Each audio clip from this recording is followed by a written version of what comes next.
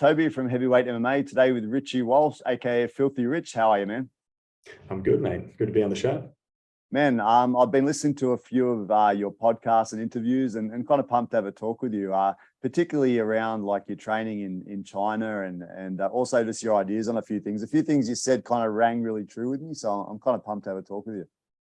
Awesome. Yeah, fire away. Man, first we were talking about your work in China. So how did that come about? And then how was it, like the actual cultural side? I've heard you talking about what you guys did in the Institute, but kind of interested in your feelings for being over in a foreign country. Yeah, well, I mean, I think it was 2017 I'd finished fighting. So 2018 was the first time I'd been to China. I was invited over, a friend of mine was starting a jiu-jitsu academy in Shanghai. And originally had a coach from the US coming, it was all set up, it was all happening, and that guy pulled out at the last minute. So I was kind of in between jobs, and he said, look, do you want to come over for 3 months?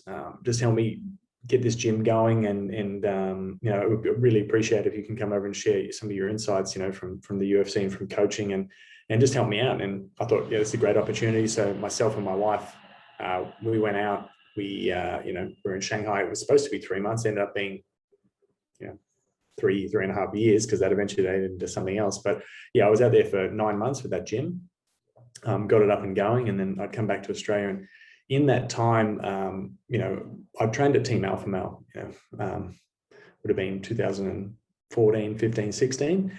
And in that time I was in China, actually. Uriah Faber was doing a bit of contract work with the UFC, with Forrest, putting together a crew or a team of coaches, essentially, to be the coaches in the PI, and that's how the dialogue got going, and that's ultimately how I ended up out there. But I guess what we were talking about before was just the culture. And when I first got to China with my wife, I think it was about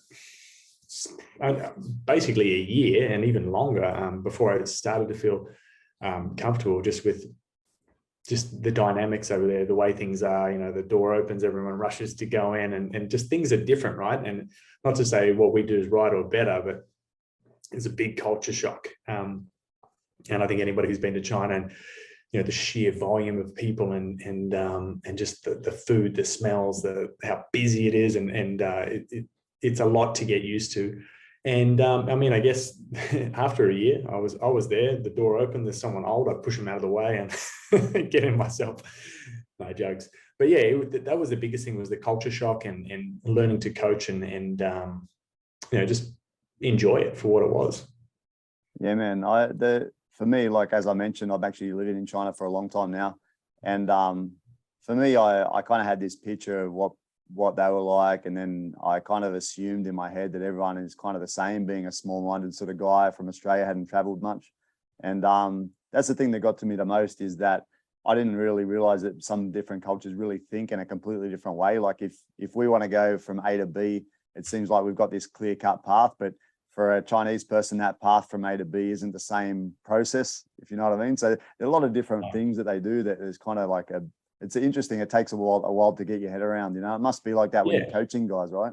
Absolutely. And I think when you're from Australia, and it's quite a modern country of many cultures mixed together, it's like that path from A to B seems pretty modern and pretty pragmatic. Whereas when you have a country that's steeped in culture and tradition, it's like A to B isn't so simple. There's a lot of other things on the way, and there's a lot of things that are interfering with it could be anything, if it's culturally, but in coaching it's the same. The way that people are taught from a young age there, and their ability to critically think is definitely an adjustment for me as a coach. And just in conversation, there's a lot to digest, and there's a lot to kind of interpret and just kind of get on with almost. I think if you overthink it, it's, start answering the questions, well, why do they do things differently? It doesn't make sense. You just got to accept, move on, and find the clearest path to what you want to do.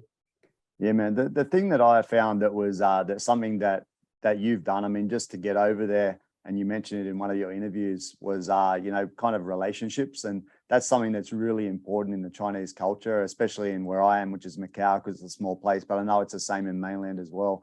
Like, it's just that a lot of things are done through relationships. And you've mentioned that yourself, that you always felt like, giving someone a smile, shaking hands, building a rapport with someone's important. That's where you would have clicked pretty well with the Chinese, because they love that. They love the the personal relationship side of things, and that's very important. They call it what they call Guanxi. it. Yeah, sorry, say again. What are you talking about, Guanxi, or just Yeah, like, Guangxi, but they say different. It's different in this country, but yeah, they speak Cantonese. But yeah, Guangxi and Pudong, yeah, that's what they're talking about. And you would have done well in that area, right? Yeah, I mean, I find like my interpersonal skills I always lean on, and like I said, I mean, a lot of the reason why I worked for the UFC was traveling overseas, meeting people, creating bonds and relationships, and kind of leaning into those relationships when you need something done. I think people put a lot of emphasis on whether it be technical knowledge or intelligence or whatever it is, but really it's that's down the list. When it comes to me, it's all about trust, knowing the person, their ability to communicate and work as a team, right? And I think that's part of my strengths, and that's why I got along so well in China. And we had a successful kind of team with a good record. That also added to, I basically handpicked the best guys in the country. So yeah. And you mentioned that one of the marks of success that you're looking for was to have people that you've developed to be doing really well in the UFC or be a champion in the UFC. Any of the current Chinese fighters that are in the roster started that way with you guys? Yeah, definitely. We had, like, I mean, you saw in the last couple of cards, there's been a few Mongolian. I know they're representing China, but they're from Inner Mongolia. Alatang Haley, he just had a couple of wins in a row. Who else? Arachilan, who's also from Fight Ready. So those guys have had a lot of success since they came to the PI program from the domestic scene, and then went on to the UFC, and then have had a lot of success. Obviously, there's the Tibetan Eagle, Sumadaji, who lost his last fight, but was obviously had a real fight of the night and a really good first round performance. But he was a ranked flyweight. So yeah, there's been a lot of people who have come in and had success, and they're just some of the more contemporary or current fights that were going on recently.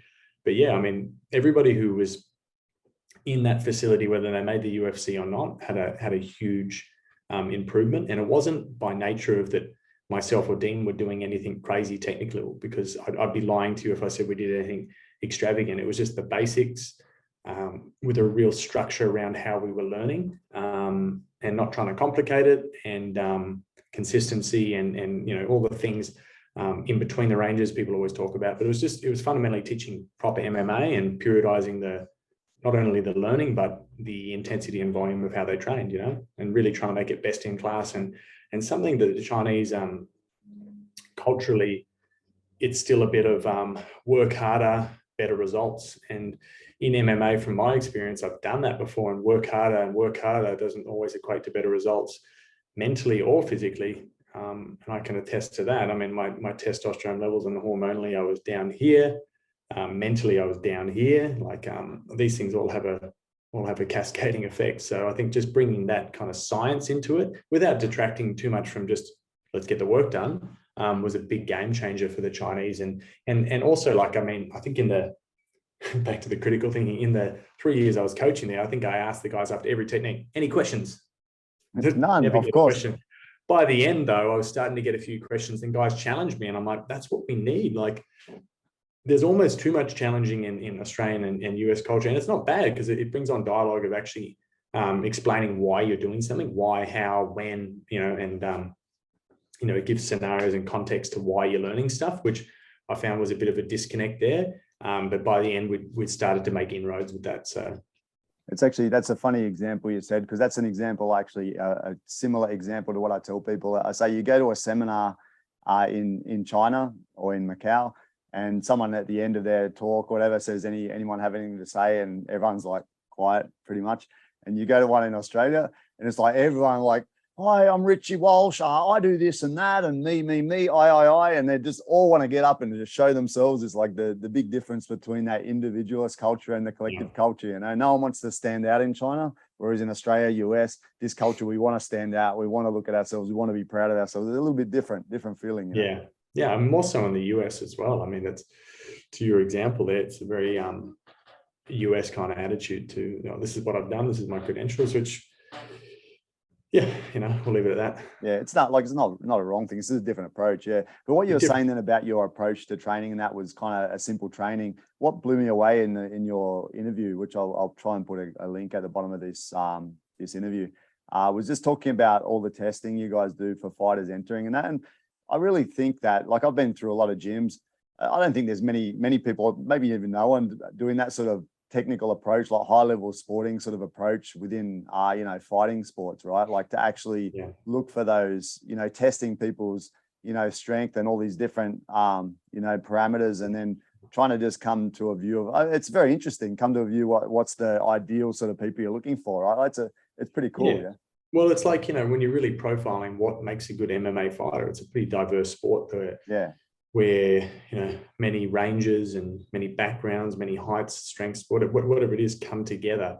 So I guess trying to determine what actually makes a good fighter, or what makes a good MMA fighter, that's a question that a lot of people kind of knew anecdotally, but hadn't done any tests, you know, whether it be anthropomorphics and how tall and long your reach is, or your maximum lifts, or your reaction time, or was it, you know, more technical based?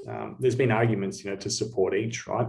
But what we were trying to do was, we had the opportunity with a large sample size cohort, or whatever you want to call it, group of guys and girls. We had a big fight team where we could essentially test them on a regular intervals, combine them and take them through a battery of physical, anthropomorphic, and technical tests, and really then start to break down what makes people good, strengths and weaknesses, and then where we need to work on people. So when we do train them, we can bucket them in different categories. And I will caveat that by saying, when you are a small gym owner, or you are running a small team, you may know everybody individually very well, and you may do it by intuition. You know, did you lift weights yesterday? Or you lift weights today? Are you a bit tired? Okay, we'll take it easy this session. That's easy to do, but it's not very scalable to a big level when you have a big team.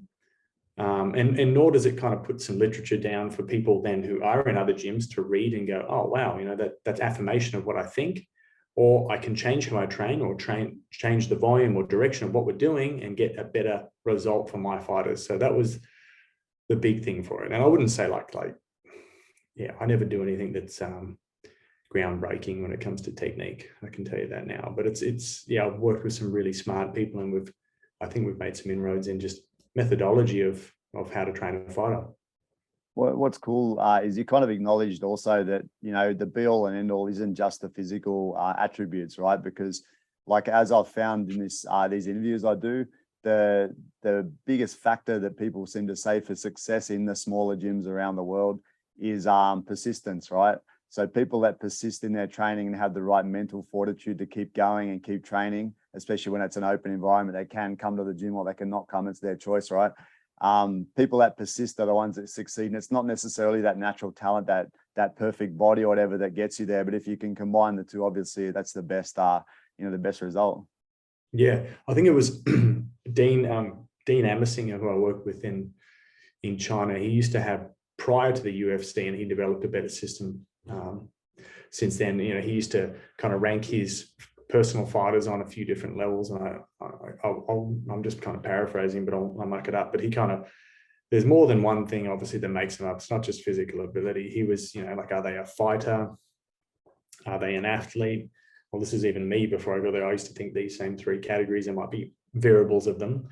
But, you know, are you a fighter out of a scale of 1 to 10? You know, are you an athlete on a scale of 1 to 10? And are you a competitor? Do you just want to win at all costs out of 1 to 10? And somewhere within those threes, you can almost do a web graph of and rank them. You know, maybe a technical one as well. And you can kind of go, okay, what makes a good fighter? And it's often, you generally have to have 2 of those 3 in a high degree. So you might not be athletic, you might be a 6 out of 10 athlete, but shit, you sure as hell want to be a good fighter and want to be in the cage when the door shuts, and be competitive and gritty and want to win. Like, there's certain things that make a fighter that you need to have. Some are inherent, i.e., you know, physical attributes and fitness. You know, mental toughness and fortitude is kind of learned, but you need to have it as well. So there's a lot of things I think that fighters are kind of born with, and the rest is kind of put on top and can be improved. But yeah, there's, whichever way you skin it, there's different types of fighters, right? But when you get to that pointy end of the division, I think they all have pretty similar attributes. And anybody who tells you that they're not physically gifted at the very top echelon, and it's just hard work, they may be a little bit deceiving as well. Yeah. And the beautiful thing about MMA, not so much at that top level, is that you know, you can have a different body type, and because it's such a varied type of art, you can change your approach, right? Like, so if you're a long rangey fighter, you'd be maybe more focused in the, you know, in the stand-up realm. And then if you're a nice stocky short fighter, you might be more focused on the grappling, right? So you can change your style to suit your body type and your, you know, your strengths, right? Yeah, I totally agree. And that's why I was fascinated with MMA, not only when, probably the same as you, when you first watch it, you're like, man, this is an unreal sport. You're pitting two people against each other and they can use an array of attacks and skills. Like, this is awesome. That's what really captivated me. And I guess that's slowly changing in terms of it's becoming less dynamic in the type of person that can make the UFC, because just like anything that becomes very professional, it becomes very professional in the sense of the people that can be in there. And it does come back to almost athletics at some point. Look at the basketball, you know, if you're not 6'5", you can't be in it. Back in the day, you could. MMA is a little bit similar. You could have a skill set in one area, you know, back in the day, even early 2000s, and be very successful. Now that's an anomaly. I would say that most people are very well-rounded, athletic, good in all ranges, and jiu-jitsu is less relevant than it used to be. But that could be, you know, a cycle, and it could come back to that. It's the beauty of the sport. But yeah, I like the complexity of it, how you can win in, you know, many different ways. You can use many different skills, and you know, you can lean into what you like. I think it's just a fabulous sport. Yeah, man. And you were talking about about the training, different phases, etc. You also talked about mental prep, and just a point that jumped out to me is because something I've always felt inside is that, you know, everyone always kills the idea of jogging, right? These days, everyone's like, it's not relevant to fighting, right? It's not relevant. But I've always felt like it is, and it's not for like the reason that you're not reproducing a fight, right? Like, it's not about reproducing your fight, physical, you know, physical feeling of being in a fight. It's about what you said, like that mental prep, which I haven't heard anyone say, but I've always felt like that when you run, it gives you that downtime for thinking and going through things. And it also, it helps with that. For me, what it helped with is, you know, a fight isn't just about the actual fight itself, especially at, you know, my sort of level, which is amateur level in the past. You get stressed. It's a long, drawn out battle. It's not just, you're not just in there for those rounds, right? So running is a long process, and I feel like it kind of gets you through like the, you know, the psychological side of, you know, adrenaline pumping early in the day before you fight, and then you get to the place, you get tired from all that, you know. I almost think like, you got to look like, why are people still doing it? There must be some validity. And yeah, maybe it's not a direct correlation between what energy systems you use in a fight. Yeah, you're getting a bit of cardio, but it's probably not the most efficient thing you could be doing. But it's like, well, if you get a lot of mindfulness and, you know, self-talk, and you're just going through those thoughts, that you don't have a moment in your busy day to just, you know, maybe be in a flow or kind of be out of touch or in touch or whatever it is. But there seems to be a lot of benefit from that. And I don't think the physical benefit is really what people get out of it. It's probably the other stuff that you're alluding to. So yeah, I don't want to discount running. If people like to run, I'm like, yeah, go run, but just don't go nuts, and don't start running if you you know, don't run before weight cut or something. Don't change up what you do. You know, I think we have more problem with kind of trying to make people adhere to what we want them to do than just going, hold on, like, is this really affecting them or him or her? And is this going to help them? Okay, well, let's make an exception. That's it, man. I don't know if I was articulating that well, but no, that's perfect. Yeah. And you mentioned that you feel that you're a hyper-focused guy, and obviously that, you know, came to fruition with your fighting. You have to be hyper-focused to be able to, you know, achieve the levels you achieve fighting in UFC. Yeah. And then you went on to coaching, and that gave you a kind of another focus. What are you doing now, man? Because I know you're not focused in China now. What are you actually doing?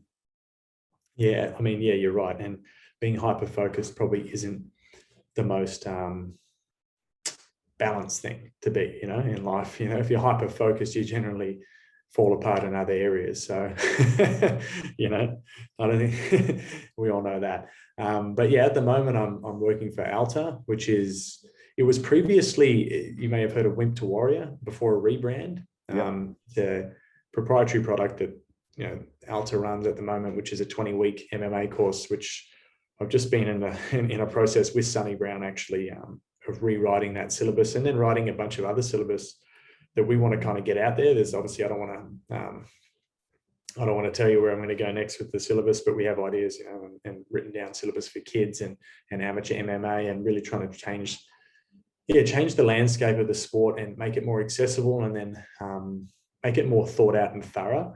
But with ALTA, I'm the director of coaching and business development. So any new licenses for the company, which we have over 130 worldwide, from the UK, US, Australia, New Zealand. We've got a series on the mat at City Kickboxing at the moment with over 100 people. And at the end of that 20 weeks, they have the opportunity to fight. So the 20-week program is, well, the business model, should I say, for ALTA. This is where we're a bit different, is we're primarily almost a tech-based company in the sense that we will go out to market with our proprietary 20-week product, ALTA Warrior program. We will market it. We will take in the lead generation or take in the leads, whether they become organic or paid. We will have our member services team call up those leads and get them signed into the program. And then we run the payments, we run, you know, everything. And we give the gym a profit share, which is a majority share to the gym. So that's how we work on a business model. So we will just say, you know, Toby, we have 30 people who want to do the 20-week program. We're going to put them in a 6 a.m. time slot at your gym. Here's the 30. You didn't do any marketing, any lead generation, any calls, any payments. And we just pay you at the end of month 1, 2, 3, 4, and 5. And there's your profit share. And it's just money for jam, and a great experience where, you know, this is seriously life-changing. I mean, a lot of people need an opportunity or need a reason to get out of bed and be a little bit anxious and nervous. And from what I've seen, and the reason I came back to work for ALTA from Shanghai is, you know, I've been involved with one of my original sponsors, Nick Langton, who's the CEO of the company. He said, look, Rich, I want you to come back out and work for the company. We want to scale up, and we want to bring this, you know, full steam ahead. And I've seen what it's done to a lot of people. I've been involved in coaching in 2014 and 15 with the company, like, you know, to amateurs and people who are first-time MMA. And I've kind of had that unique experience of seeing what the program offers and how it's changed people's lives. And I bought into it, and, you know, I really like it. And yeah, that's where I am now. Yeah, man. Do you just talking about getting people together to compete? I just heard an interesting concept from Rod McSwain. I'm not sure if you're familiar with him. He's at Combat Academy. He's got links with CKB as well. The New Zealand guy. Like he's half Maori, right? Yeah, correct. Yeah, he was in one of the interviews. He was mentioning that these days he's getting some success from getting people to train, instead of training 2 completely separate gyms and then bringing them together to fight, training them together and then having them compete with the people that they're training with. They said it softens it a bit, like, to, you know, because you bring 2 completely separate guys together, it's a real fight. You know what I mean? They have nothing to do with each other. It's there's more chance of people perhaps getting injured than if they're training together and then they come together. Yeah, it's a just interesting concept, because I hadn't heard of that, because usually for all these white collar boxing, everything, it's completely separate, right? And then they come together and they throw down. What are your thoughts on that? I mean, so his business model is he's bringing people in from different gyms and they train together for a while, then they have an amateur fight. Is that how it is? I think it's the same. I don't think they're coming from different gyms. I think they're just people that want to do, like you're saying, they want to compete. So they come in and they're working together, and then they have a competition night at the end where they fight. But the guys that they're fighting with are people they've actually trained with. So it's like a little bit, you know what I mean? It softens it a little bit. It's exactly the same model as what we do. So I imagine, I imagine might be related. If he's City Kickboxing, or is that where he's doing it? He's related to City Kickboxing, but I know he teaches out of Combat Academy, Dan Hooker's. Okay, yeah. So Dan Hooker is essentially doing what we're doing, or doing what we have done first. Yeah. So we ran we've been running since 2013, and the idea is in essence exactly the same as what you said, except for he's ostensibly just doing what we're doing, except for we have. Well, I'd say the difference between us is, and there's nothing wrong with anybody doing the same business model. It's just that we have the resource and the marketing reach to. I mean, we actually sold 160 people on the mats to City Kickboxing. Now there might be circa 100 still doing the program or paying, but the point is, we've got the reach to go out and to the broader MMA community and fans that might not want to formally walk into an MMA gym and get them in.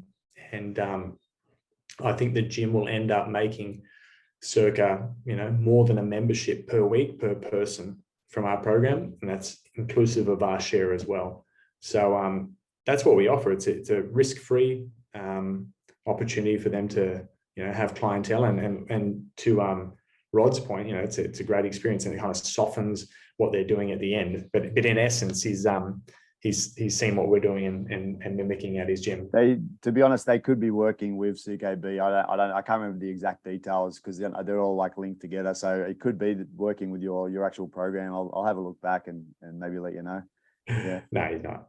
He's just yeah. But hey, I mean, look, I know Dan Hooker is a great fighter, runs a great academy. I have some training partners of mine who train at City Kickboxing, train with Dan as well. Cam Ralston. So yeah, I know they're doing great things in New Zealand, and the sport there is taking a new level. I mean, when I look at, even if you're acquiring leads there, the cost per lead and the demand for mixed martial arts is second to none, maybe to Ireland, to Dublin, but New Zealand is a hotbed of MMA. That's all I can say. And I actually think it's better. The more gyms that are doing this and trying to bring in more revenue from other areas, that's just smart business. That's it, man. And then, the thing before was everyone wants to come over to Australia, right, to work from New Zealand. Now you got guys like Battle Giraffe, Cam Ralston going over there to train, right? So it's like they're reversing a little bit just for that, yeah. Almost a little bit sad that that Australia doesn't have, and it might be a thing that, like, maybe it's just very disaggregated, to use a word, like it's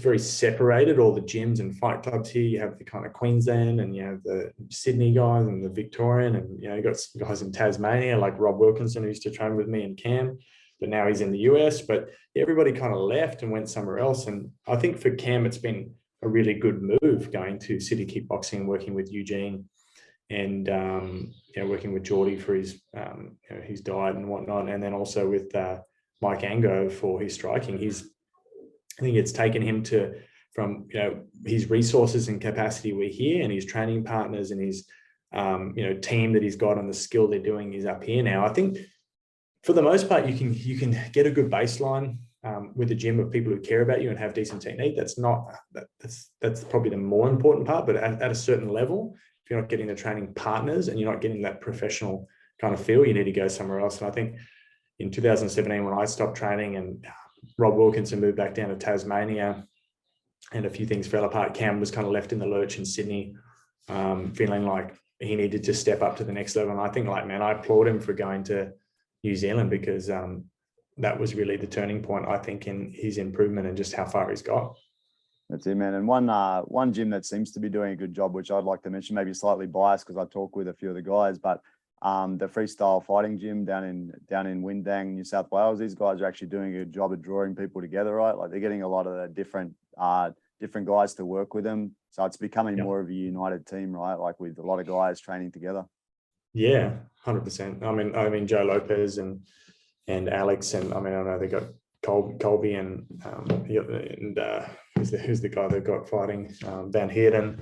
So they've got a good team, and it was, I think, to the point where he was kind of fighting for the title till people started calling up and saying, where's this Wyndang place? Speaking to Joe, people from Brazil want to come train and stuff. And, really underrated level of underrated level of MMA in Australia. And Alex used to drive up from Wyndang to Sydney to train with myself. Robert Whittaker would come, and back when there was other guys in the mix, Kyle Noak might be up, or Daniel Kelly or whatever. We'd have a big crew, or Jake Matthews, and we'd have a big crew of guys come. And I was always pretty cognizant of, we didn't have heaps and heaps of talent, and we weren't going to be fighting each other at that level. So let's get everybody together and try and help each other out. And back then already, like, Alex was a freak. He'd grab you as a 67, he'd grab you, or 66 kilos, he'd grab you. I know he walked around not that much lighter than me, but he'd grab me and I go, this guy's stronger than anyone that's grabbed me before in my division. So I already knew before he was in the UFC that, I'd said to people, he's going to be the champ. And Jamie Malaki I trained with as well, and they ended up fighting each other, and they trained together at the gym, and at the time I thought probably not the best match for Jamie. If I was his coach, I would have stair-stepped him up a little bit more, but he wanted to take that fight, and I just thought I'd stay neutral because I trained with both of them. But Alex is just sensational. And when you talk about a fighter with not many holes. And I would say, he's the pound for pound number one, but I would say he actually for sure embodies that. And when you talk about like good bloke, I mean, he's a top bloke. There's no doubt about his skill set. And last time I was down in Wyndang, I actually asked him at that freestyle, I was just asking himself and Joe, I said, like I noticed, and just watching him, his movement, his perception of distance is very good. And his array of techniques, he could be in the same position and step off the angle, and he has 3-4 different looks that he gives. And each time he's just like giving a different look, but he's got set patterns, and they're very, very smart and very hard to guess. So I really liked watching him, and I'd like to almost just sit down and just watch how he does it. But I had a chat to him, and I know Joe does a lot of kind of almost, and I could be wrong here, but it seemed like he said he does a lot of autonomous kind of pads where they have set, combinations, but he'll be calling a punch or a move that he wants, and Alex will throw one of the, several options that he has from there. And it's a very good way to hit pads because it's not as robotic. I think when you're learning a skill like that, you almost need to learn the skill, practice the skill, be robotic, and then you need to have the autonomy of how you want to throw that, even on pads, like you take the angle, you shift this way, you take the angle this way, you put a punch at the end or a kick at the end, or, and I think Alex and Joe have a good relationship where they've made that work. Yeah. Actually, listening to you, he popped into my head because you mentioned in attributes of fighters that are, successful. And you mentioned reach and big head or something like that. And I'm thinking, well, he's got a bit of ape arms, old Volk, and then his head looks a bit big too. So he hits those two attributes. Yeah, ape arms. Yeah, look, man, he's physically gifted. He has a third lung. I've seen him before that last fight.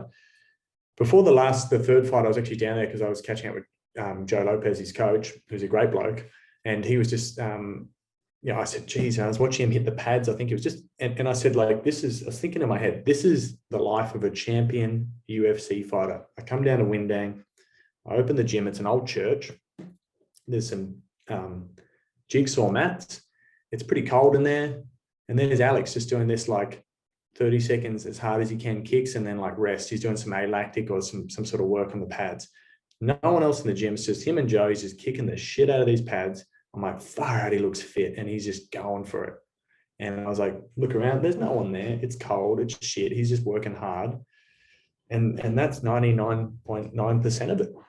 Like, everyone just sees him, making the money and holding the belt and walking the cage, but it's basically, that's this much of it. It's all this other crap. And for the people that don't make it, it's the same thing. It's just all this hard work. But he's a hard worker, man. And he's got a third lung. He's just a dog, mate, when it comes to fitness, and unwavering kind of tempo and in and out and movement. It's like he doesn't falter. He's tough as nails.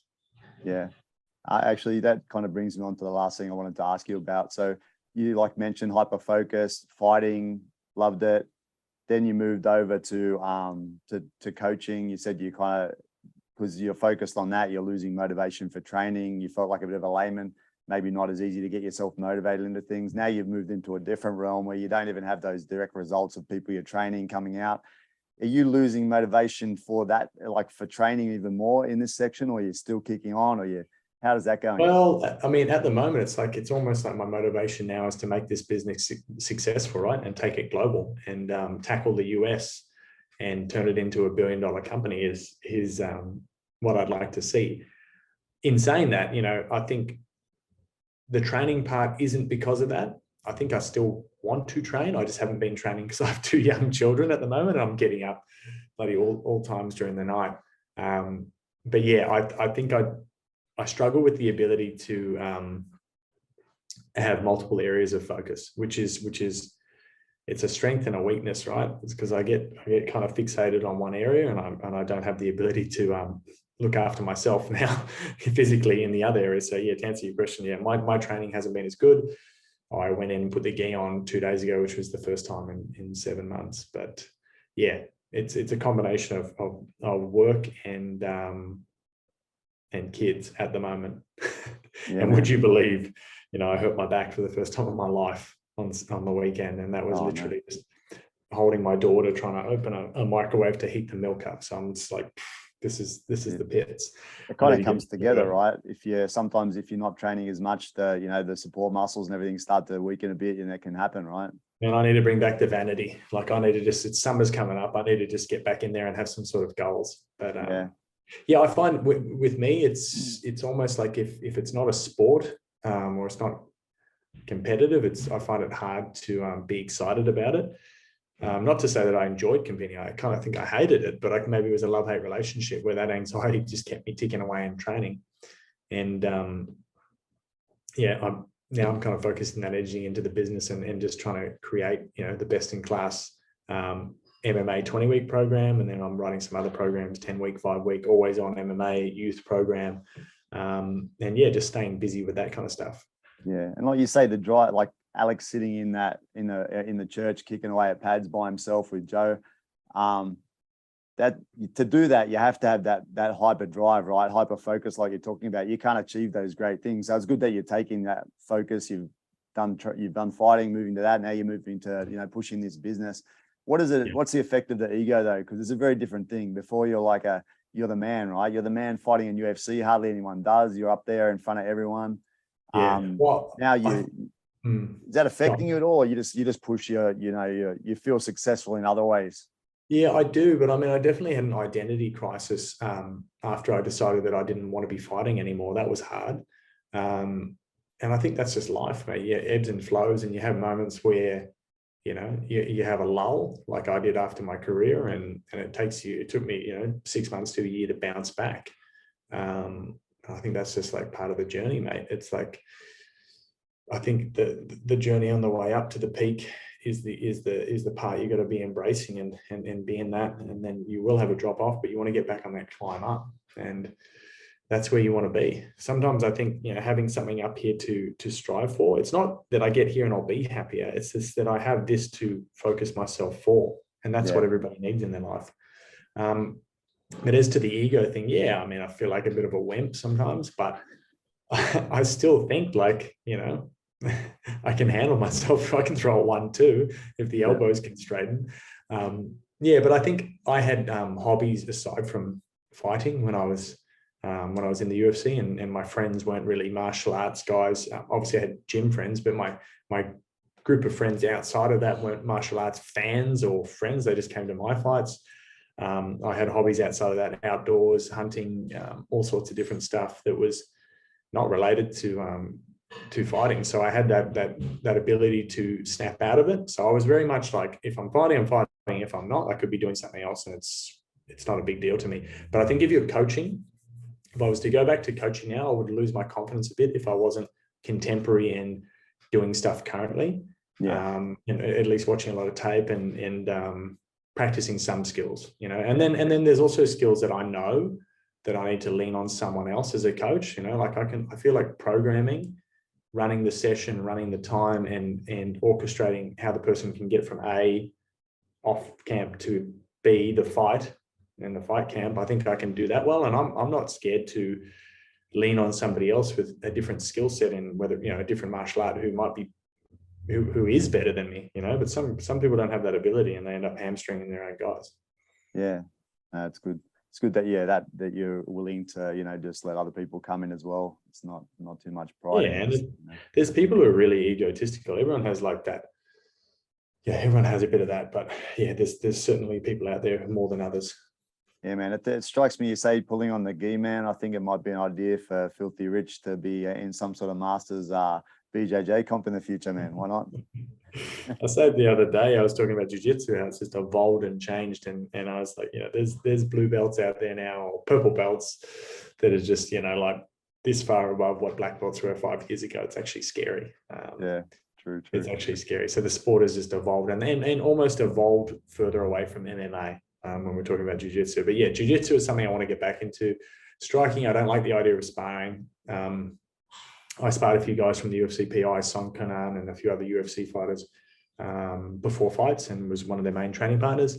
But, that's not something I really wanted to do after I stopped fighting at 27. Was like, I'm done with sparring, You got one brain, and if I'm not getting paid, I'm not doing it for fun. Like, I've got children, and I want to get to 60 or 70 and not be like shaking Yeah. and all fucked up. So I kind of don't see the value in having that part of my ego still want to be tested. I'm almost like I want to go away from that, and only if I need to be fighting, I will do it.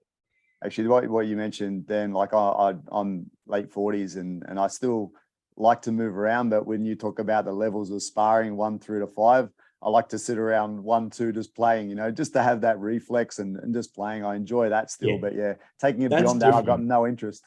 Yeah, that's different. And I mean, I had so many years of sparring where, we were kind of like, you had to be clenching your mouth guard down and throwing down, otherwise you'd be chinned. And that was kind of very uncomfortable, right? But I think when you're sparring and you just play sparring, yeah, for sure, that's advantageous, keeps you sharp, keeps you fresh. And of course, that's having good training partners, Yeah, 100%. And hopefully people in your same sort of level as well, you can still make it beneficial, right? Yeah, 100%. Cool. All right, man. Thanks for your time. Sorry to keep you slightly longer. I hope that one day in the future I can catch you, man, because you're obviously a fountain of knowledge, and I think you could probably help me to understand a few topics that I'll probably seek you out in some time, maybe next year or something, if it's possible, bro. Mate, 100%. If you're in Sydney, just drop me a line. I'm down here in Manly. Come by, mate.